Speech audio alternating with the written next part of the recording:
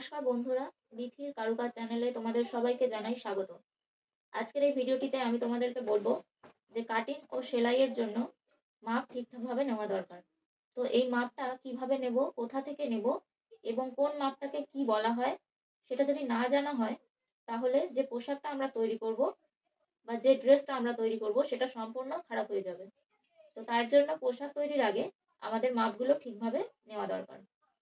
এই ভিডিওটিতে আমি তোমাদেরকে বলবো যে একটা ব্লাউজ তৈরি করতে গেলে কি কি মাপের প্রয়োজন হয় এবং কোথা থেকে সেই মাপগুলোকে নিতে হয় আর কোথাকার মাপকে কি বলা হয়, এই সমস্তটাই আজকের এই ভিডিওতে আমি তোমাদেরকে বলবো।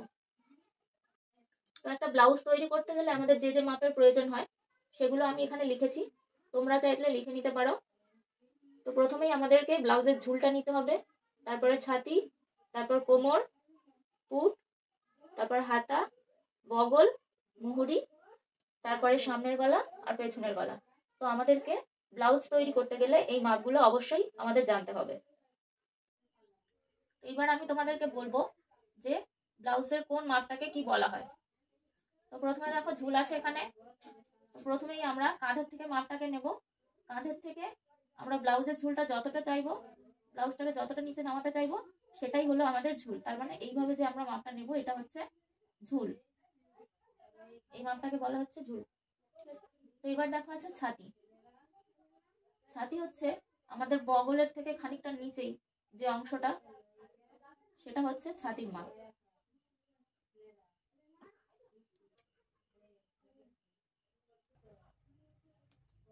তো এবার আছে কোমর।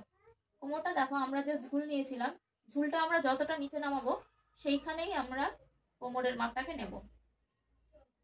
তো এটা হলো কোমর। এবার আছে পুট। পুটের মাপটা হচ্ছে আমাদের এই যে হাতটা নেমেছে এখান থেকে, মানে যেখান থেকে আমাদের হাতটা নিচু হয়ে যাবে ঠিক সেই জায়গা থেকে অপর প্রান্ত সেই জায়গা পর্যন্ত হচ্ছে আমাদের পুট। এবার আসছে হাতা। হাতাটা দেখো ঠিক যেখান থেকে আমাদের হাতটা নিচে নেমেছে, যেখান থেকে আমরা পুটের মাপটা নিয়েছিলাম ঠিক সেখান থেকে হাতাটা আমরা যতটা লম্বা করতে চাইবো ঠিক ততটাই হচ্ছে আমাদের হাতা হবে। এটা হলো হাতা, পুরো কবজি অবধি হতে পারে এটা। তো এবার আছে বগল। তো বগলটা দেখো আমরা হচ্ছে ঠিক যেখান থেকে পুটের মাপটা নিয়েছিলাম বা হাতার মাপটাকে নিয়েছিলাম ঠিক সেই জায়গা থেকে আমরা বগলের মাপটা নেব এইভাবে সোজাভাবে। এটা হলো আমাদের বগল। তো দেখো এবার আসছে মুহুরি। তো মুহুরির মাপটা হচ্ছে যেখান থেকে আমরা হাতাটা নিয়েছি, হাতাটা আমরা যতটা নিচে নামিয়েছি সেই অংশটাকে ঘুরিয়ে নিলেই হচ্ছে আমাদের মুহুরি। তো সেই অংশটার মাপটাকে আমরা বলবো মুহুরি। তো এবার আসছে আমাদের সামনের গলা।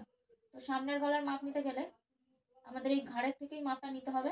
ঘাড়ের থেকে যতটা ডিপ করব, গলাটা যতটা ডিপ করব ঠিক সেই ততটা মাপকেই বলা হচ্ছে গলা। এবার আসছে পেছনের গলা। পেছনের গলাটাও সেম একই সামনের গলার মতো, শুধু সেটা হচ্ছে পেছনের দিকে মাপটা নিতে হবে। এটা যেমন আমরা সামনের দিকে ফিতেটা দিয়ে মাপটা নেব, পিছন দিকের বেলায় তখন পিছন দিকে ঘুরে মাপটা নিতে হবে। তো একইভাবে পিছন দিকের গলাটাকে এইভাবেই নিতে হবে। তো আজকের এই ভিডিওটা যদি তোমাদের ভালো লাগে তবে অবশ্যই ভিডিওটাকে লাইক, কমেন্ট এবং শেয়ার করবে। আর এই রকম আরও অনেক ভিডিও দেখার জন্য চ্যানেলটা অবশ্যই সাবস্ক্রাইব করে রাখবে। ধন্যবাদ।